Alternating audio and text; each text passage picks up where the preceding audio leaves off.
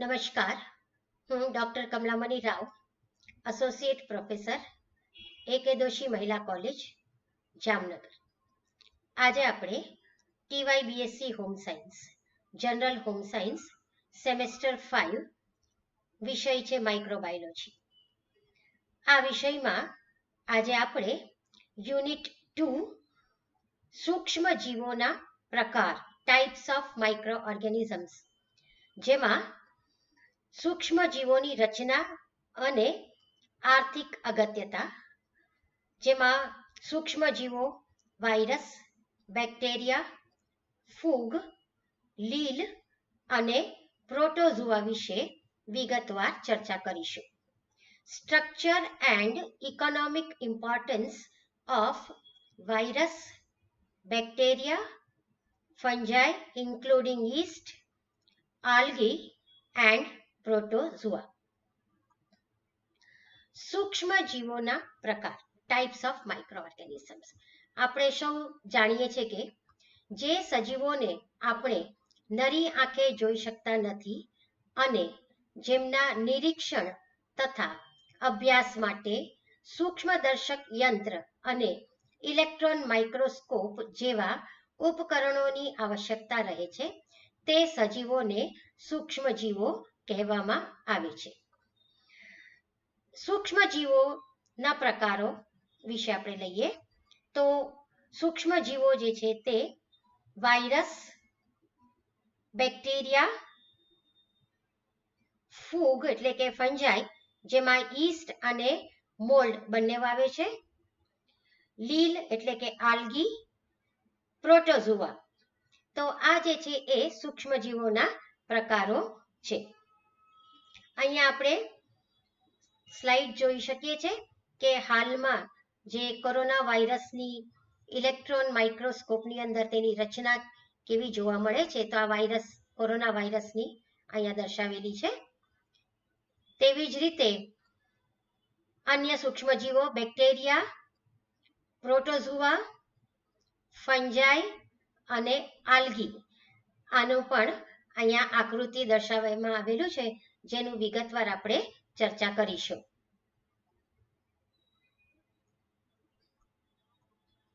સૂક્ષ્મજીવોની Rachna structure of micro organisms.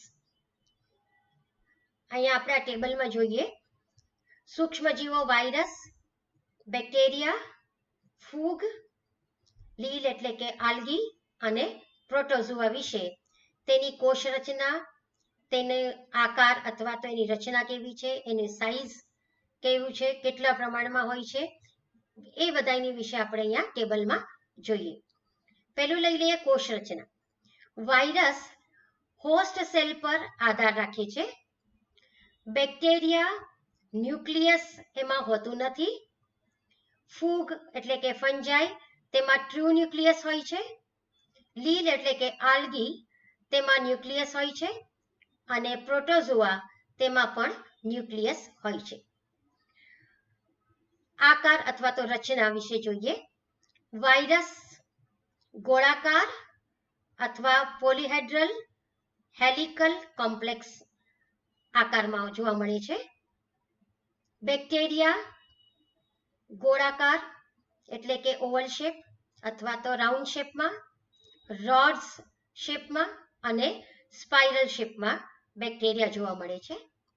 ફૂગ અથવા તો ફંજાઈ સ્પેરિકલ શેપમાં હોય છે, ઓવલ શેપમાં અને ફિલામેન્ટ શેપમાં જોવા મળે છે. લીલ અથવા તો આલ્ગી સિલિકા સેલ વોલમાં હોય છે, ફ્લેજિલા પણ હોય છે જે લોકોમોટરી ઓર્ગન છે. પ્રોટોઝોઆ લોકોમોટરી સ્ટ્રક્ચર જેવા કે સુડોપોડિયા, સિલિયા અને ફ્લેજિલા તેમાં હોય છે. હવે સાઇઝ લઈએ. વાયરસ 0.01 થી 0.3 માઇક્રોમીટર્સ ના હોય છે. બેક્ટેરિયાનો સાઇઝ 1 to 3 માઇક્રોમીટર જેટલું હોય છે. ફૂગ 3 to 30 માઇક્રોમીટર જેટલું હોય છે. લીલ અથવા આલ્ગી 2 માઇક્રોમીટર્સથી 70 માઇક્રોમીટર્સ કરતાં પણ મોટા જોઈ શકાય છે. પ્રોટોઝોઆ 50 માઇક્રોમીટર્સ કરતાં પણ નાના હોય છે. હવે આ વાયરસ, બેક્ટેરિયા, ફૂગ, લીલ અને પ્રોટોઝોઆ એ કયા અભ્યાસથી અભ્યાસ કરી શકાય છે?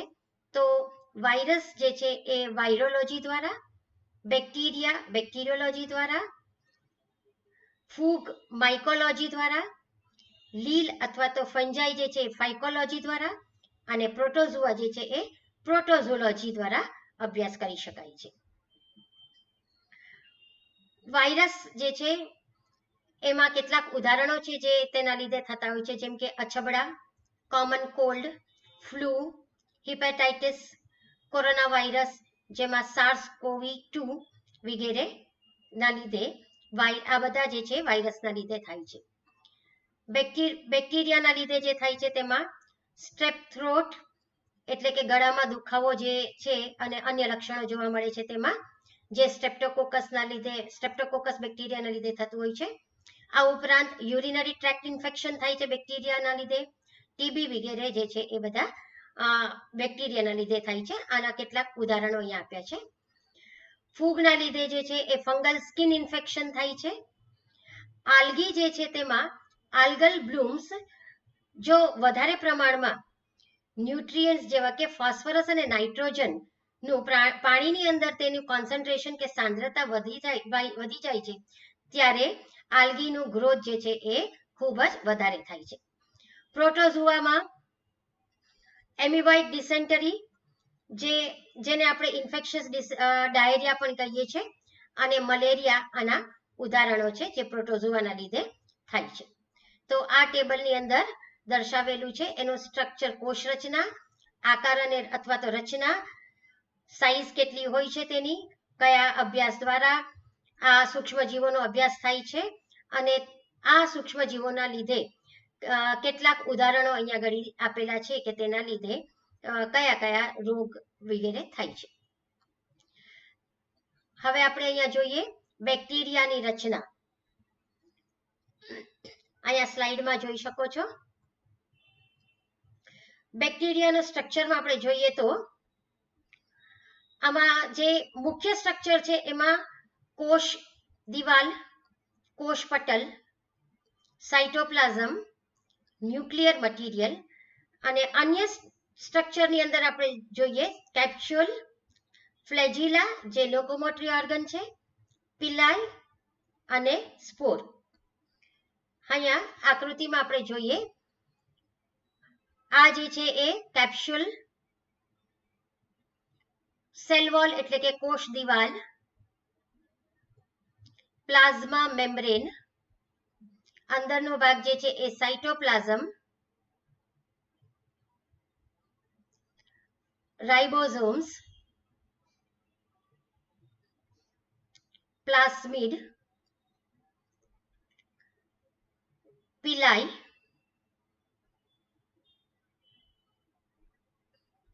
આ જે છે એ ન્યુક્લિયોઇડ છે જે સર્ક્યુલર ડીએનએ હોય છે અને આ જે છે એ બેક્ટેરિયલ ફ્લેજિલમ જે લોકોમોટરી ઓર્ગન છે મૂવમેન્ટ માટે. બેક્ટેરિયાના જુદા જુદા આકાર જોવા મળે છે, જે ઉપર જણાવ્યું. રાઉન્ડ શેપમાં ગોળાકારમાં છે કોકસ, રોડ શેપમાં બેસિલસ, વિબ્રિયો અને સ્પાઇરલ શેપમાં સ્પાઇરોકેટ. બેક્ટેરિયાના પ્રકારને આપણે બે ભાગમાં વિભાજિત કરી શકીએ છીએ. એક તો ગ્રામ પોઝિટિવ બેક્ટેરિયા અને બીજું ગ્રામ નેગેટિવ બેક્ટેરિયા. ગ્રામ પોઝિટિવ બેક્ટેરિયામાં કોકાઈ અને બેસિલાઈ આવશે. ગ્રામ નેગેટિવ બેક્ટેરિયામાં કોકાઈ, બેસિલાઈ અને સ્પાઇરોકેટ્સ. હવે આપણે જોઈએ ગ્રામ પોઝિટિવ બેક્ટેરિયામાં કોકાઈમાં બેક્ટેરિયા છે એ સ્ટેફાઇલોકોકસ આવે છે અને સ્ટ્રેપ્ટોકોકસ. બેસિલાઈમાં એન્થ્રેસિસ, ક્લોસ્ટ્રીડિયમ અને સીરિયસ. અહીંયા આપણે જોઈએ સ્ટ્રેપ્ટોકોકસ જે છે, સ્ટેફાઇલોકોકસ જે કોકાઈ છે અને ગ્રામ પોઝિટિવ બેક્ટેરિયા છે તેના લીધે સામાન્ય રીતે સ્કિન ઇન્ફેક્શન થાય છે અને ફૂડ પોઈઝનિંગ પણ જે છે એ સ્ટફાઇલોકોકસ બેક્ટેરિયાના લીધે થતું હોય છે. ફૂડ પોઈઝનિંગમાં ઉદાહરણ તરીકે જ્યારે આપણે સલાડ્સ ખાઈએ છીએ જે કાચા સ્વરૂપમાં હોય છે તેના લીધે સામાન્ય રીતે ફૂડ પોઈઝનિંગ થતું હોય છે. જ્યારે સ્ટ્રેપ્ટોકોકસ બેક્ટેરિયાના લીધે ઉપર જણાવ્યું ટેબલમાં તેમ સ્ટ્રેપ થ્રોટ અને સ્કાર્લેટ ફીવર જે છે એ સ્ટ્રેપ્ટોકોકસ બેક્ટેરિયાના લીધે થાય છે. બેસિલાઈની અંદર એન્થ્રેસિસ જે છે એના લીધે એન્થ્રેસિસ બેક્ટેરિયાના લીધે જે બેસિલાઈ એન્થ્રેસિસ છે તેના લીધે એન્થ્રેક્સ થાય છે.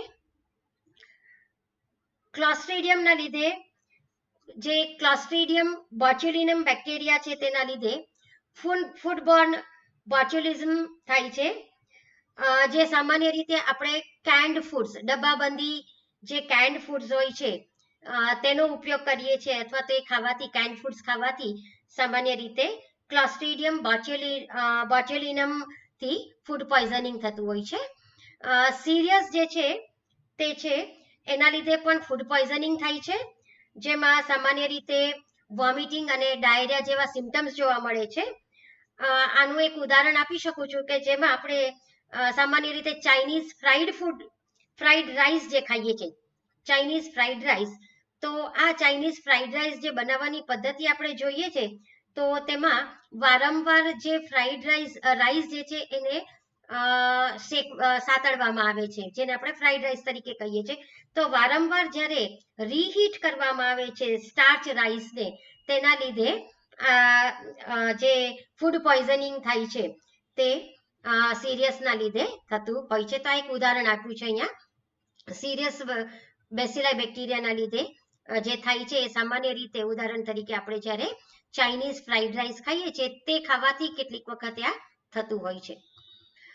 હવે આપણે જોઈએ ગ્રામ નેગેટિવ બેક્ટેરિયાની અંદર કોકાઈમાં નાઇજીરિયા બેક્ટેરિયા આવે છે. નાઇજીરિયાના લીધે ગોનોરિયા થાય છે, જે સેક્સ્યુઅલી ટ્રાન્સમિટેડ ડિઝીઝ છે.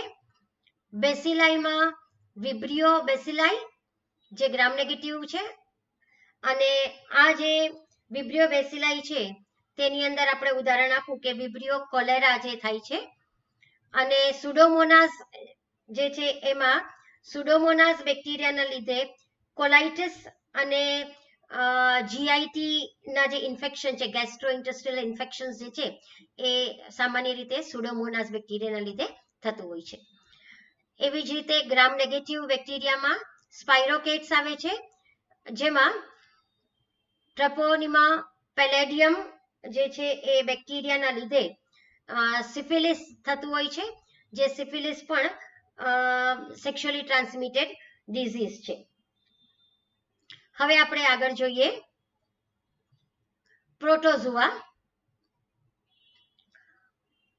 પ્રોટોઝુઆની અંદર અહીંયા તમે આના સ્ટ્રક્ચર જોઈ શકો છો, જેમાં એમિબા,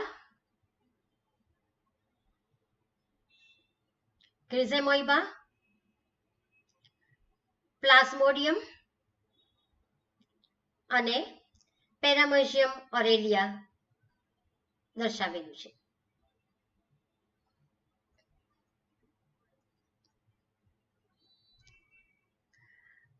આ સ્લાઇડમાં તમે ફંજાઈ એટલે કે ફૂગ વિશે તેની સ્ટ્રક્ચર જોઈ શકો છો. અહીંયા એક ઉદાહરણ આપેલું છે કે સામાન્ય રીતે બ્રેડ ઉપર મોલ્ડ જે છે તેના લીધે મોલ્ડના લીધે બ્રેડ જે છે એ બગડી જતું હોય છે. તો અહીંયા તમને આની આકૃતિ, અહીંયા સ્ટ્રક્ચર તમે આકૃતિ જોઈ શકો છો. બ્રેડમાં મોલ્ડના લીધે જે બગાડ થાય છે તે.